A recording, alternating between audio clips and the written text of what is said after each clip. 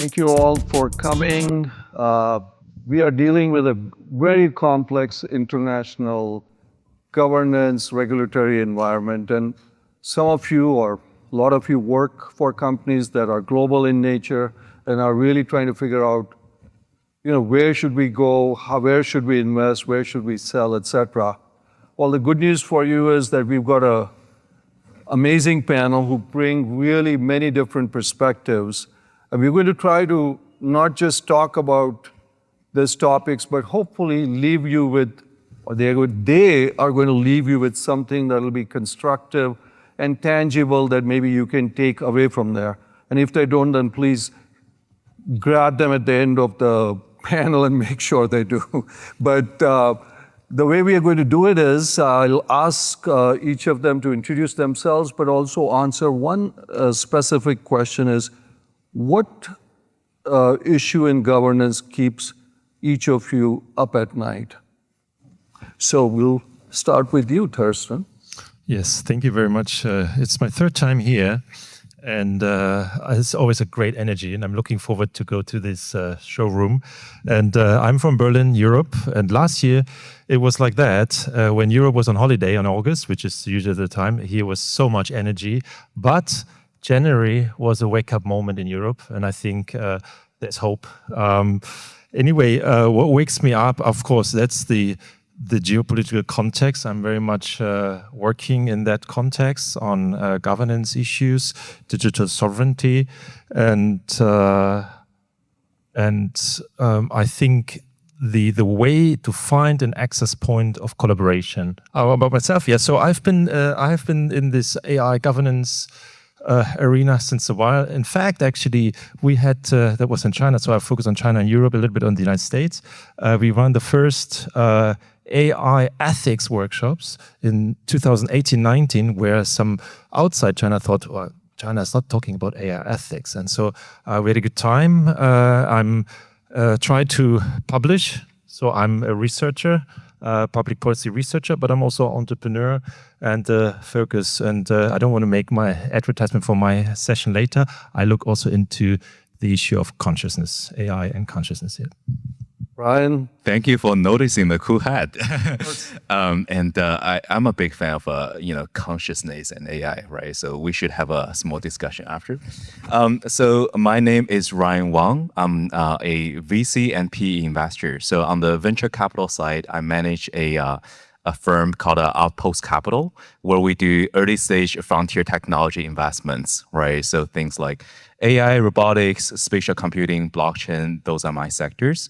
And on the private equity side, I manage a firm called Solaris Venture Partners, where we do growth stage opportunities in data center, digital infra, and also AI and robotics. Actually, I have one of my colleagues from Solaris, David, he's sitting right there.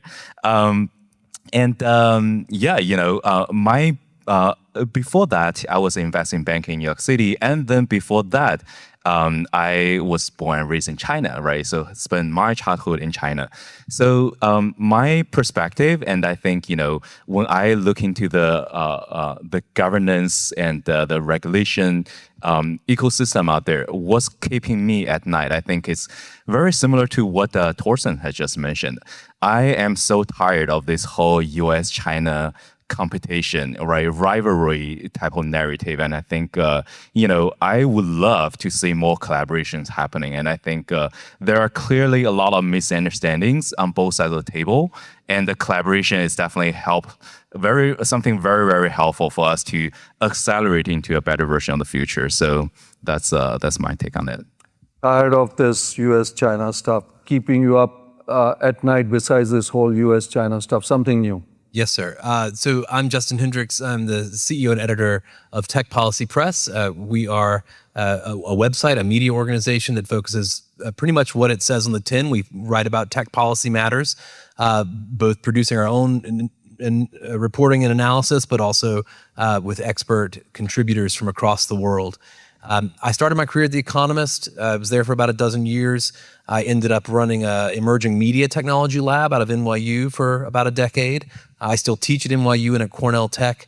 And in the course of doing that, I started teaching around tech media democracy issues and became very concerned about the relationship between technology and democracy in the world. Democracy is a form of governance. The thing that keeps me up at night is the now multi-decade decline of democratic form of governance in the world. And that decline appears to be hastening, including here in the United States. And so the question I sort of try to answer on most days is, how are we going to build a more just, equitable, sustainable, democratic future? What role does technology play in potentially, affording that future? And what role does it play in potentially sabotaging that future? So when I think about governance issues, I'm looking at it through that frame. I'm a NYU graduate, by the way, so always good to see alumni. Believe Violet. All right. So you've seen some different perspectives, and we'll try to kind of dig into that. Thorsten, you worked a lot in the EU and the China space. So when you compare those two from a, look at our audience, if they've got companies or they're looking at companies, et cetera, what are the few differences when you look at the EU and the China regulatory environment? We like to look at differences, but sometimes those differences are politicized or narratives. So there's one, when we talk about AI governance, is the legal side. So there's this notion of abiding to the rule of law. And for some abide to that, for some other countries, many other countries, they don't do, right? But I think it's maybe the wrong way to put it. I think there are differences, but to maybe depoliticize those differences. If you look at the legal transitions in the United States, Europe, and China, you see the US has a common law, Europe has a civil law, and China has a hybrid civil law, and let's say with state collectivist goals, and they have all lawyers, and they're practicing law. But if you look at those cultural differences, then you will also understand why the United States has not, let's say, a comprehensive AI law. It's not only that you have a very competing parties here, two parties, but also that this kind of case-based law kind of prevents that in a way, right? And then you have a civil law, then everything is encoded in the law and the judge has to interpret the law, and here is case by case. So new legal changes happen by case. That's one. So I think so that's those differences. And what comes over it now is the push for sovereignty. I think sovereignty is needed to, let's say, rebuild the democracy, rebuild the economy. And we had decades where this sovereignty was compromised, and maybe for not all the best ends. The problem is with this push for sovereignty, you have the legitimate right to secure AI or secure technology, to be sovereign over your technology, but it has pushed the boundaries between security and protectionism. And I think that's a great issue we are facing. So Ryan, let's say we have some of our folks in the audience who are trying to build companies. When you look at the investment, as an investor, which environment, regulatory environment is, from your standpoint, the best environment to invest in, whether it's Europe, US, or China? Right, I think this is a great question, right? And I have a limited understanding about Europe, so I'm gonna lean to you for those type of expertise. But between US and Asia, right? And I think China is one of the dominant force in Asia, but the other markets like Southeast Asia, Japan, Korea, Singapore, right? Those are also very, very interesting market as well. And I think, in general, what's happening from an investment perspective, when we look into the landscape, US versus Asia, right? So some of the primary differences, right? One, I think the valuation of the U.S. companies is in generally much higher than Asia-based companies, right? So most recent round of Figure AI is valued close to 40 billion, right? When the company is still a pre-product company, right? They haven't really officially launched their product. So things like this is unimaginable in AI in Asia, right? And also at the same time, I think the talent pool is also quite different, right? So a lot of people earlier this year, right, in January when DeepSeek first dropped the R3, right? A lot of people are surprised that why this open source AI model is coming out of China. And I think, to me, it's not a surprise to me, right?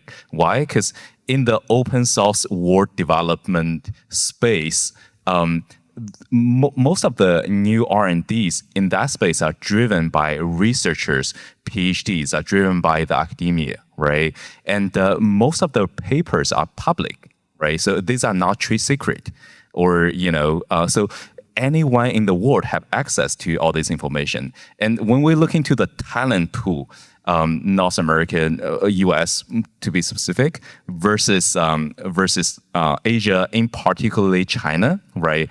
We see how how many new PhD graduates from China every year, and we can compare the numbers, right? It's a huge gap, right? And when you can think in this kind of perspective, naturally you can understand, why in the closed source world, OpenAI is a leader, right? They are the state of the art. But why in the open source world, right? Why DeepSeek, the Qianwen by Alibaba, Hunyuan by Tencent, right? All these models are performing so well, and how they can use their advanced research and just army of PhDs to optimize how the system function to the extreme, right? So I think there are opportunity all across the board. More money for your buck. I think Asia companies, Chinese companies are very lower, while U.S. companies more expensive. But in terms of exit strategies, right? It's easier to exit as a U.S. based company, right? Because you can U.S. stock market, U.S. financial markets is more mature.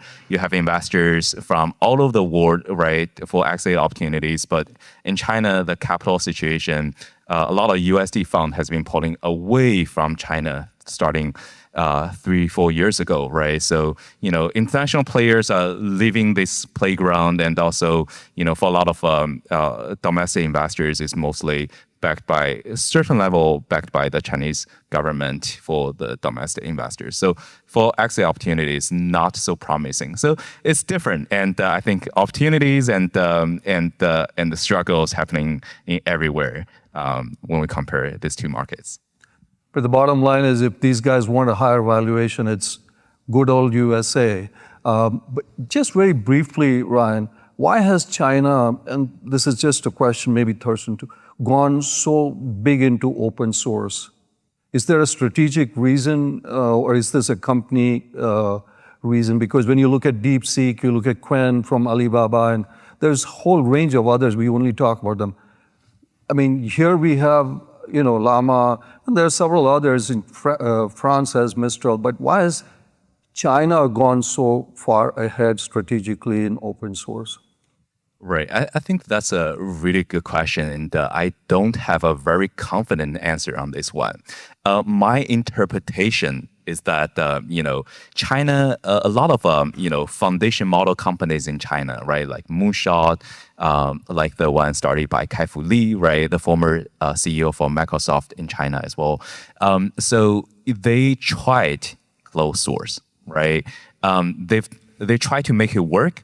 But I think maybe because of the best researchers, the top 0.001% type of researchers and developers, they are still very much based in the U.S. and in particular based in Silicon Valley, right? That's why in this open source to closed source competition, the open source happened to be the winner in China.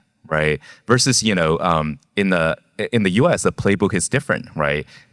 Meta just spent hundreds of $1 million per person to hire their super intelligence team, right? And in this this kind of scenario is unimaginable for companies in China, right? So if you want to attract the top 0.0001% expert, that's a cost. And in China, most of the companies can afford this kind of a cost. And I think that's kind of like my superficial assumption on what's happening. Justin is feeling a little lonely here. I'm going to come to you, Thorsten. Justin, you look at the U.S. Regulatory environment, governance environment. In the U.S. now we have a innovation first, pro-innovation kind of an environment, but we have state level kind of patches. How do you compare that with a centralized regulatory system in the EU and more so also in China? Yeah, I think I'll come to the state, but I also want to just maybe comment on the positionality of the U.S. with regard to Europe and China as well. And you said we have an innovation first agenda, but the stated agenda of the president at the moment is unquestioned and unchallenged technological dominance. Yeah. That is the phrase, right, in the plan to win the AI race. So this question over whether we should regard the AI race, necessarily as simply a kind of binary competition, perhaps between the U.S. and China. We could have a whole other panel on that. But if we just take that phrase, winning the AI race, and we think about if we were to cast our minds forward, and in the eventuality that we would look back and say, we lost, the United States lost the AI race, what would be the reasons? I think we could probably see the beginnings, the germs of some of those now. You talk about digital sovereignty and the push for digital sovereignty. That's not coming from nowhere, right? There's a real fear of unquestioned and unchallenged technological dominance and what that might mean for the politics of other countries. There is, a real pull from China, which has got this sort of open approach and is talking in the language of multilateralism and international cooperation and trying to make friends and allies, et cetera. And then there's the extraordinary excess of our market, right? It's great. There's a lot of capital sloshing about, right? But then you end up with these vapid statements about superintelligence from people like Mark Zuckerberg. If you haven't read his most recent little mini manifesto, I encourage you to do it. It appears he's entirely out of ideas and all he has left is capital. So, I think there's a real possibility we'll look back and say, the U.S., yeah, it was a leader, and it self-sabotaged. It shut down its science, right? It made extraordinary mistakes in this heady moment. Where it believed its own Kool-Aid, it drank its own Kool-Aid, right? So there's an extraordinary advantage potentially for China in its positionality as a challenger. I don't endorse that will be a better world necessarily if in fact the U.S. quote unquote loses the AI race. We'll see what happens in Europe. There's a lot of public spending there right now at the moment, a lot of concern about sovereignty. And I think that we'll begin to see whether the political forces in Europe that want to, and essentially cleave themselves off from reliance on the United States, whether that eventually kind of becomes, the majority view. But you can understand the motivation. Here in the U.S., we have very fractured politics across the U.S. states. There's a clear split between red and blue states, ones that want to concern themselves with some of the kind of regulatory guardrails that many believe are necessary. Red states, which may align more perhaps with the current federal government's point of view. There is a push to essentially sideline all state regulation in the U.S. We saw that recently with the federal moratorium, which was defeated in the Senate before the big, beautiful bill was passed on July the 4th. But that idea is still germinating and may yet come back. It was included in the AI action plan, a kind of moratorium light, this idea that the federal government would review the regulatory scenario in every state before offering federal funds or federal support. Not exactly clear what it means or if any of that would be constitutional. But it still remains to be seen how things will play out at the state level. I said a lot. I'll stop there. So one of the, obviously we have, entrepreneurs as well as policy leaders, and you can't pick up at least anything in the tech world without talking about our favorite subject, AI agents. So I want to kind of get some perspective that do AI agents need some kind of a different governance framework? I want to open it up for all of you to really understand, because it is autonomous, and how is the EU or China or the US thinking about it? Thorsten, from your standpoint? I think we always need to adjust the governance because it's a transformative technology. So you cannot just say we need it. So we need always to adapt. And the agents, just assuming that they really will start collaborating like on a mass level, basically it repeats a current economic system.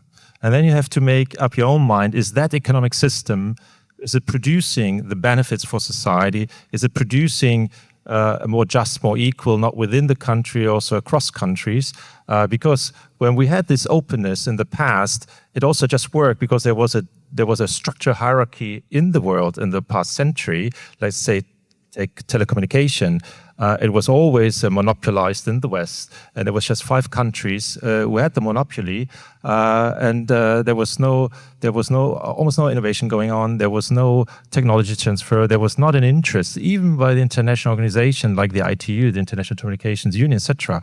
So once now we go into the sovereignty, because now we become more open, equal. Right, with China's rise, but also other countries' rise, this multipolarity, etc. Suddenly, this openness doesn't work anymore. So, what was a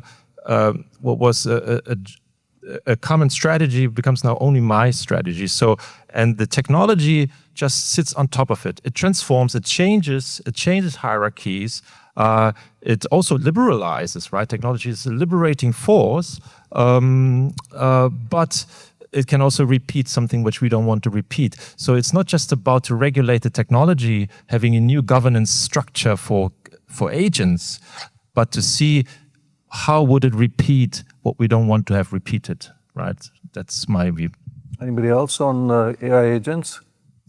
Yeah, so I think, one of the thing about the AI agent is that, especially for those type of agent that involve chain of thoughts, right? Like, products like Manus, right? It's a Chinese company building a agent operator style type of agent-based solution that can handle a lot of tasks. Right. So for agent application to run well, it requires a lot of computation power, especially the what we call as an inference side of the computation. Right. And with a demand for the inference side of computation rise up, there's a huge demand for the infrastructure side. Right. We need to have enough infrastructure to cover the potential increase on the demand from the application layer. So I think when I look into what's happening in US with what's happening in Asia, in particular in China, right? As Justin, you mentioned, the US politics is very fragmented, whereas in China it's very centralized, right? I think that create quite a difference on the build out of the next generation infrastructure as well, right? Whereas we see, Stargate, amazing, very ambitious plan, right? And right now we are like more than half a year since the announcement. And where are they? What's the progress? It look like there are a lot of challenges handling the financing, handling the build out, and certain power dynamic between OpenAI, SoftBank, and Oracle, right? Whereas things that happen in China, despite all the sanctions of NVIDIA chips exporting to China and all that stuff, a lot of new infrastructure are being built in light speed, right? A lot of things are done very fast, very cheap, and very reliable, right? China is very famous for its infrastructure building, and I think part of the reason is that it has a centralized governing system, and everything is top down, right? There's after the order is made, there's no debate, and let's just heads down and get things done, right? So that's kind of like the China style in a nutshell. So I think it's tricky to say how things will evolve from here, but I think both China and the U.S. has certain level of their leadership, right? And I think at the end of the day, there are pros and cons on each of the structure and each of the system, right? And I think that's why I keep saying that, hey, we should try to change the narrative here, right? Especially from the US side. I don't want all of us to kind of, when we think about China, we just point to China and say, you guys are the bad guy, right? I want to change at least that narrative to say, hey, we are not enemies, and we might be like opponents, we might be competitors, but we're not true enemies here, right? The true enemy is a bigger threat of the AI, right? How AI could be a bigger threat to humanity. That's where the big picture is. Can we focus on that and try to collaborate, try to have some conversations open, right? So I think that's I think from agent it also involves like a lot of things in that space as well. Justin, sorry. I was going to pick up on your AI agents question, if you. No, it's actually, some of our folks who are working in the U.S., there are some states who have come up with AI legislation. When you look at, Connecticut, Colorado especially being high up there, how should these folks be looking at these kinds of different state regulations as their companies are working, or they are working as small entrepreneurs, big entrepreneurs? What is your perspective on that? Well, I mean, certainly, states to watch include, Colorado, which is now kind of, I think, having a bit of a political waiver on its first in the nation, quote unquote, comprehensive AI bill. But other states, California, as you mentioned, Connecticut, just talked last week at the National Conference of State Legislatures, which I think I see another face that was there in the room at that event in Boston, with a legislator who's working on AI regulation there. There are things happening in my home state of New York. There are many others. I'd also point to Texas, which just passed what could be regarded as another model of state AI regulation.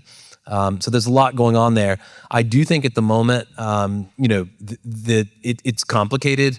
I don't buy the argument that we are in such a sort of profound, confusing patchwork that companies or entrepreneurs can't make sense of it. Most of the things that are being regulated are fairly straightforward. We'll see what happens. Just to pick up really quick one thing on the AI agents question. I think it's going to be really interesting to see what happens in the next couple of years as more and more, including the people in this room, we daisy chain more AI systems together, and we set these agents out to kind of negotiate in their legions amongst one another in various forms of commerce or what other types of interactions happen. But if I released a chemical into the world and it catalyzed with other chemicals and created a bad output, right? You'd want to hold me responsible.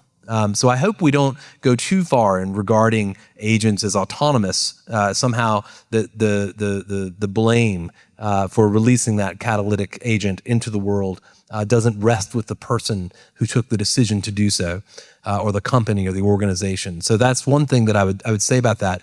But I think this is one area where we talked a little last night, if you don't mind me saying, about standards at the event that we were at. Standards, interoperability, extraordinary, excruciating a subject for many, the detail-oriented process. Someone was talking about how standards take years to accomplish in many cases. That type of work is crucial, especially in a world of AI agents, especially if we're afraid that we're going to send these, catalytic, semi-autonomous entities out to accomplish all manner of things. we need to deeply think about those things and invest in standards and interoperability types of concerns. And so I would look for legislation from the states eventually. I think that there will be a wave next year, probably. We're beginning to see the beginnings of it now, a wave of AI chatbot legislation in the states, and including some of it focused on applications around mental health or concerns about child safety. But I think you'll then eventually begin to see legislation that tries to get at some of these questions of commerce and agents. One of the things that, Justin, you mentioned is that you're worried a little bit that AI is a little bit of a bubble, so to speak. Now, if, let's say the bubble, well, in this conference, we never wanted to burst, but if that ever happened, what would that mean for regulations, governance, or collaboration between countries? So this is a very good question, and I'll leave it to smarter people to know if it's a bubble. But was it a $1.5 billion offer for some person to join Meta? Some acqui-hire type thing. You mentioned in your presentation the $250 million, were they signing bonuses or whatever? Oh, yeah. I mean, okay. I mean, they paid $14 billion for scale for 49% of it, so. Hey, maybe it's not a bubble, right? This conference went from 2,000 to 9,000 attendees. There are certain things that look like this, and you can begin to ask yourself, what's going on here, right? The amount of capital deployed, the amount of enthusiasm. We'll find out, eventually, whether that bubble bursts. The question, I think, will be, when it bursts, what do policymakers make of it? Some would argue that the EU maybe got out a little bit over its skis in terms of the AI Act, partially in response to the degree of enthusiasm and the degree of concern about artificial intelligence, that maybe some of the breathless, sweaty meetings over AI governance and AI safety over the last few years were partly a result of a kind of response to the bubble that has formed, if it has formed. But on the other hand, if it bursts, how will policymakers react? Will they, regard it as a moment to pull back from concerns about AI governance? Will that leave us in the lurch when eventually the technology makes another radical advance? So, Thorsten, you and Ryan have basically said that we need to work closer, US and China need to work closer. I host a podcast and I get a lot of members of Congress and Senate that come in, and they basically consistently across the board on bipartisan basis say the country that wins the AI race is going to dominate, whatever you want to say it. Now, and there is this whole issue of sovereign AI. When we talk about governance, we talk about collaboration. How do you kind of marry the two, that whoever wins the AI race is going to dominate? Well, we need to collaborate. I mean, if you see, most US companies are kind of retreating. They pull all the research. When you look at even Microsoft and others, everybody's kind of pulled back from China in many ways. Yes, I mean, if you look at, it's quite gloomy. The question is, what is the race? What's the goal? And what are you willing to compromise on, to reach that goal? And is there an end goal in the AI? Because we have this notion of AGI or superintelligence. Is that the end goal, or is it then suddenly we use it for good, etc.? So it's not clear.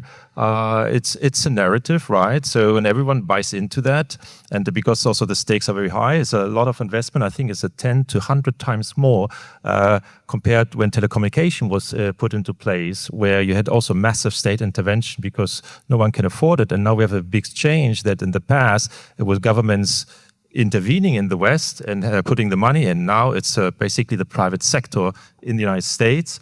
And China is the only country where actually the government has own AI capacity. The US government has no own AI capacity. It needs Meta, etc. And in Europe, I don't want to say has no capacity at all, but I think Europe's strength here is vertically in the industry. That might be the chance. So on the collaborative side, I would say Jeffrey Hinton, actually, he visited China just a few days ago, right? He went to the other conference and he said, oh, there's kind AI, there's smart AI. And he said, we should collaborate on kindness, right? And on the smart side, I mean, that's a competition. I don't know whether you can dissect a model in that way, but I would make this analogy. there used to be the Open Skies Treaty, which is a defense treaty. Unfortunately, it doesn't exist anymore for all the obvious reasons. But it meant basically when when my satellites cross your country or when I do something, I will inform you. Right. So what could happen is, say, if I develop, this super duper model, whatever, I inform the other side. We have these great capabilities. Just be informed and don't freak out when you see it. So that's one way. Hinton is right that there's certain issues like with some kind of terrorism, which is a common enemy. But I have to also say that the word terrorism is also not so straightforward these days.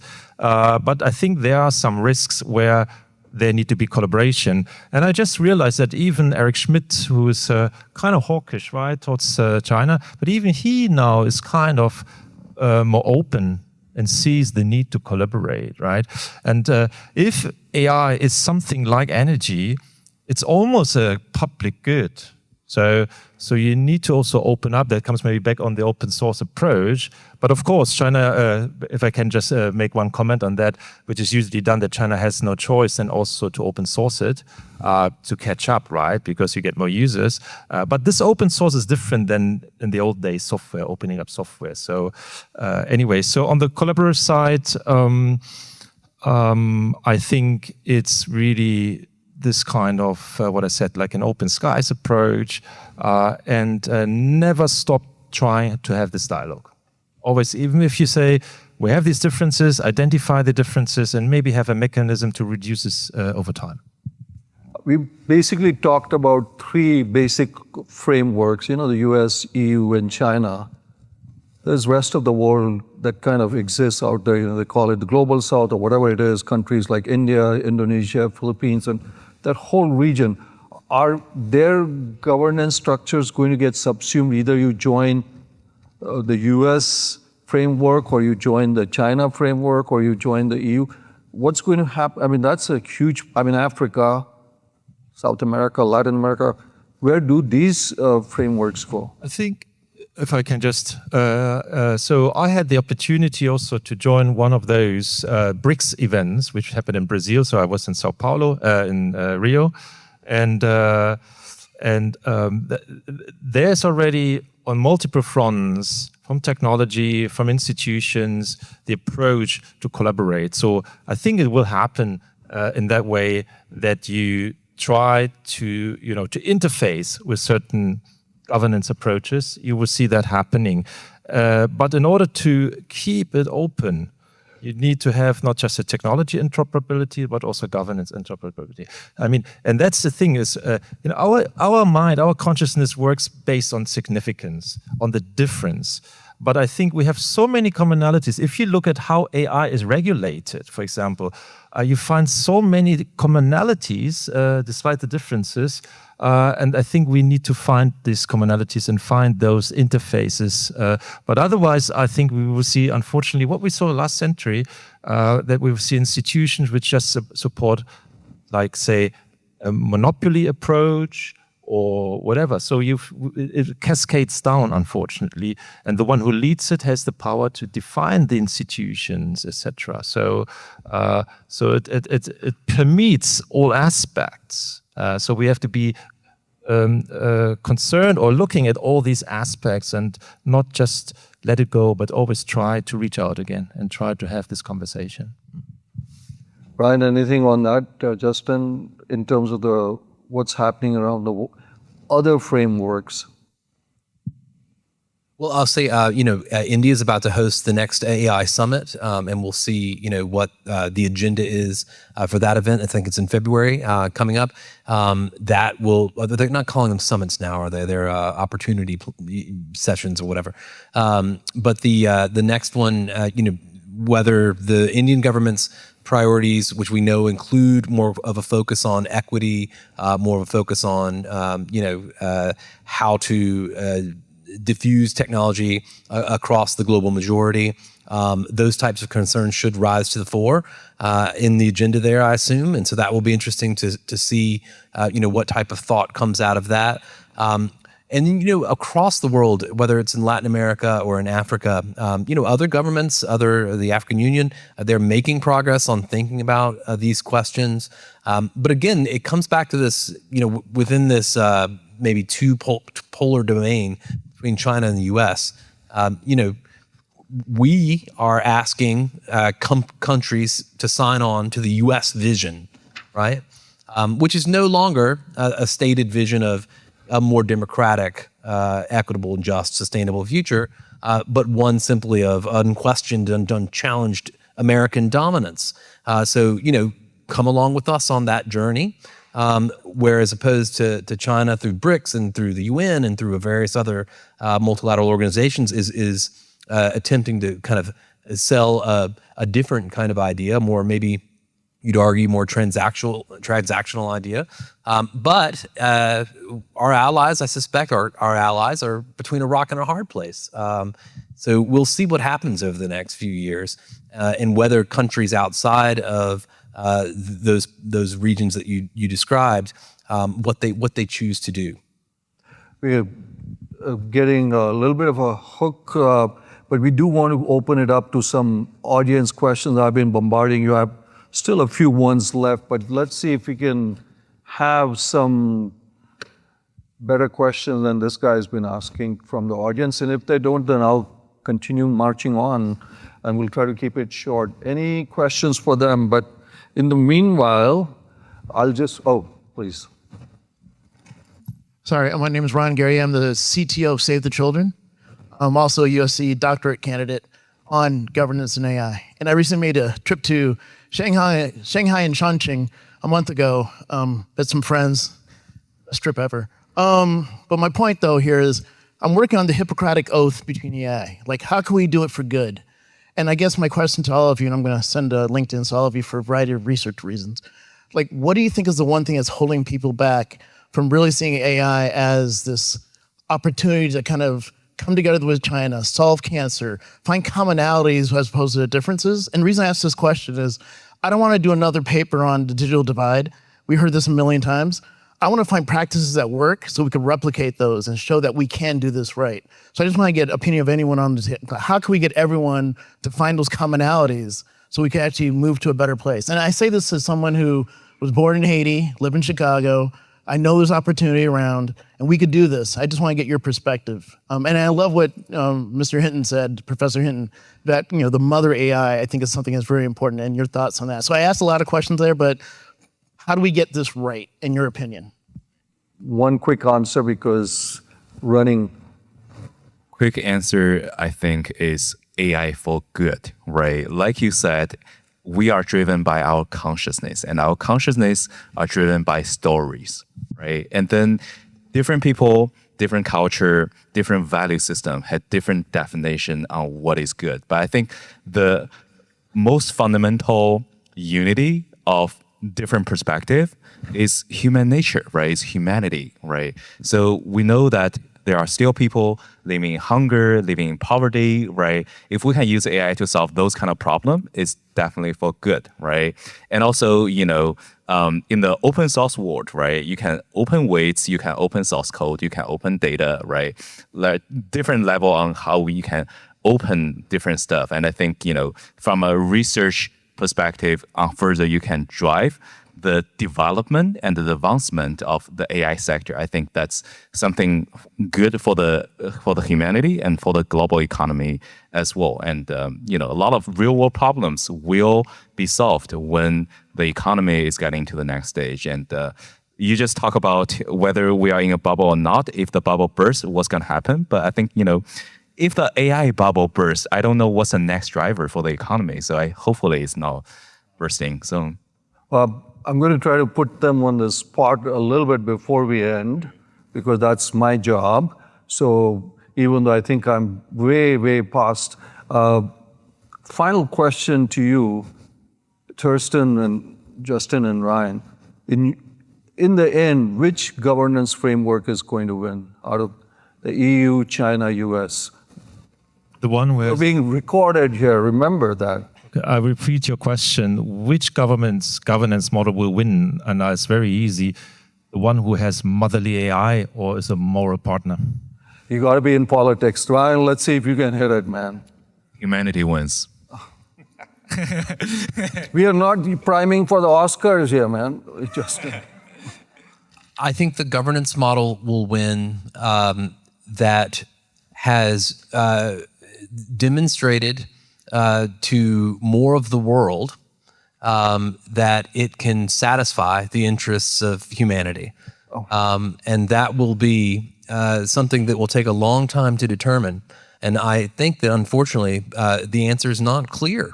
I think you guys have been watching Miss Universe for a little while too long, but that's a whole different story. I think I'm getting the hook, but thank you guys for a fantastic panel. Really, you guys. really appreciate it. Great panel. Thank you all.